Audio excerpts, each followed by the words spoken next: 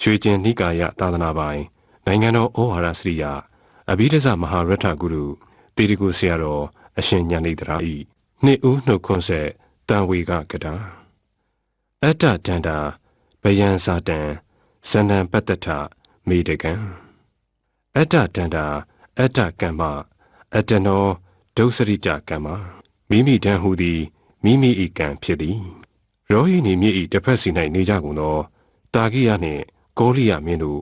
ရေလူစစ်ပွဲဆင်နွှဲကြသည့်အခါဖျားကြွလာ၍ဟောတော်မူပါသည်ကိုပြုတဲ့ကိုအမှုတွေကြောင့်ဘေးဒုက္ခတွေဖြစ်တာတဲ့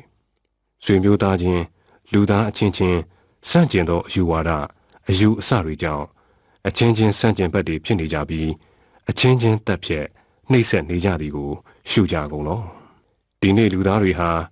အိုင်ထဲကရင်ထဲငါးတွေလိုဖြစ်နေကြပြီရေအိုင်ကြီးတစ်ခုမှာရေအပြည့်ငါးပြည့်နေကြခြင်းကငါးတွေထိတ်လန့်တုန်လှုပ်ခြင်းမဖြစ်ချမ်းသာစွာကူးကပ်သွားလာနေကြသည်ရေနေနေလာလေကျင်းမြောင်းကြက်တဲလာလေဖြစ်ပြီးတိုးဝေနေကြကထွက်ပေါက်ရှာနေကြပြီငါးတွေအားလုံးတုန်လှုပ်နေကြပြီးထွက်ပေါက်မတွေ့ဖြစ်နေကြသည်ကိုငါဖျားတန်ဝေကယူသည်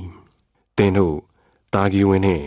ကောလိဝင်ဆွေမျိုးသားရင်းများလည်းတန်ဝေကယူကြဟုမြတ်စွာဘုရားမိန့်တော်မူပါသည်တန်ဝေကံကိဋ္ဌိတာမိယထာတန်ဝိစိတံမယငါဘုရားသည်ဘုရားမဖြစ်ခင်ကပင်အချင်းချင်းစံကျင်ဘက်တည်းဖြစ်အချင်းချင်းဖောက်ပြန်စွာခြင်းအချင်းချင်းနှိပ်စက်နေကြသည်တို့ကိုတန်ဝေကယူခဲ့ပြီတန်ဝေက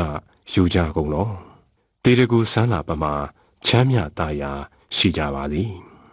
ရွှေကျင်နိကာယသာသနာပိုင်နိုင်ငံတော်ဩဝါဒစရိယအဘိဓဇမဟာရထဂုရုတေတကုဆရာတော်အရှင်ဉာဏိတရာ